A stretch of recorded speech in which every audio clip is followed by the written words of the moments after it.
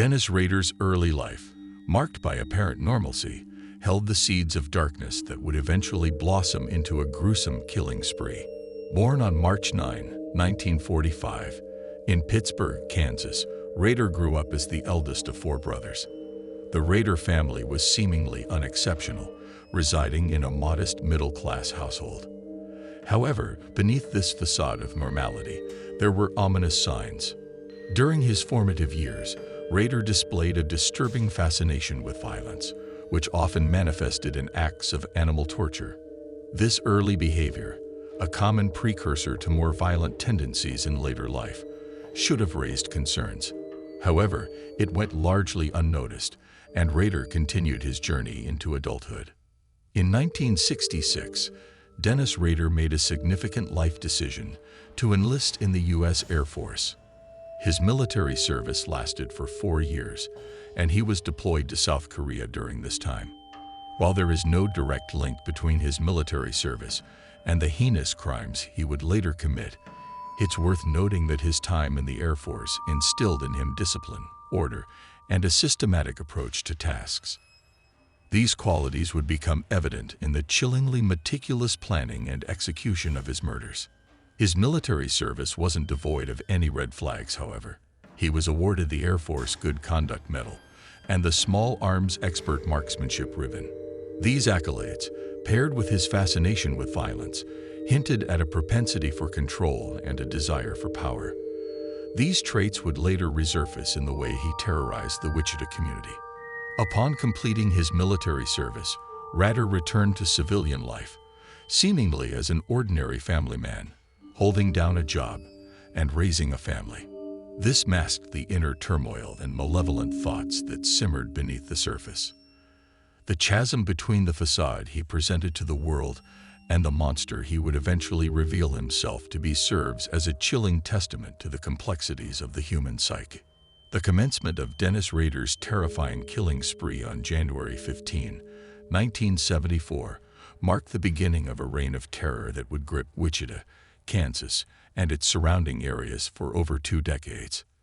The modus operandi he developed during this period was characterized by a chilling level of sadism and meticulous planning. On that fateful day in 1974, Rader entered the Otero family home, where he brutally murdered 4 of its members: Joseph, Julie, Josephine, and Joseph Aya. Strangulation was the preferred method of taking their lives, and he left behind a gruesome signature, sexually suggestive drawings and messages. The perverse satisfaction he derived from such acts foreshadowed the horrors he would inflict on numerous other victims. Over the subsequent years, Rader continued his reign of terror, targeting unsuspecting individuals in the Wichita area. Each new victim became another chapter in his dark narrative. Shirley Vian, March 17, 1977. Rader broke into her home and strangled her, further refining his cruel methods of torture and murder. Nancy Fox, December 8, 1977. Rader's sadistic tendencies reached their peak as he toyed with his victims, binding them and taunting them before ultimately taking their lives. The brutal end of Nancy Fox was a testament to his escalation. Maureen Hedge, April 27, 1985. After a chilling period of inactivity, Rader struck again, revealing that he had not retired from his gruesome activities. The murder of Maureen Hedge, like the others, was marked by meticulous planning, stalking, and ultimately, a violent death. In each case, Rader demonstrated a horrifying degree of premeditation. His crimes were not impulsive acts, but rather carefully orchestrated and executed atrocities. The community was gripped with fear as they struggled to comprehend the mind of the BTK Killer, who seemed to possess an almost supernatural ability to evade capture. The lasting legacy of Dennis Rader's killing spree is a chilling reminder of the capacity for human cruelty. His ability to manipulate and torment his victims, coupled with his ability to elude law enforcement for so long, stands as a stark illustration of the darkest aspects of the human psyche. It would take years of investigation and ultimately a mistake on his part for the authorities to apprehend this remorseless killer. Dennis Rader's crimes were not only characterized by their extreme brutality, but also by his penchant for taunting the authorities and the media, creating an atmosphere of dread and unease that would persist for years. Rader took a disturbing delight in playing mind games with law enforcement and the public. He achieved this through a series of cryptic letters and communications sent to local newspapers, television stations, and even victims' families. In these letters, he brazenly admitted to his murders and provided graphic descriptions of the heinous crimes he had committed. His messages were laced with a disturbing blend of arrogance and sadism, as he reveled in the fear he instilled within the community. What set Rader apart from other serial killers was his proclivity for providing gruesome details. He didn't merely claim responsibility for his actions. He described the killings in lurid, nightmarish terms. In some instances, he included items from his victims as macabre proof of his misdeeds, such as jewelry or identification cards. These taunting letters struck terror into the hearts of the Wichita community and beyond. Residents lived in constant fear, knowing that a sadistic killer was among them, unrepentant and emboldened by the lack of an arrest. Rader's chilling communications not only paralyzed the community but also left investigators grappling with the baffling mind of a psychopath. And then came the unexpected. After the 1985 murder of Marine Hedge, Dennis Rader inexplicably went dormant. This long period of inactivity baffled both law enforcement and the public. The BTK Killer had disappeared, leaving the community to wonder whether he had died, relocated, or perhaps even been apprehended for unrelated crimes. This mysterious hiatus created an eerie sense of suspense as residents remained vigilant, fearing the day when the taunting murderer would resurface.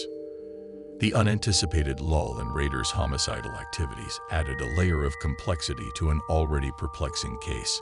The combination of his taunts and sudden silence kept the community on edge, the media captivated, and law enforcement on alert, eagerly awaiting the moment when the BTK Killer would once again make his presence known.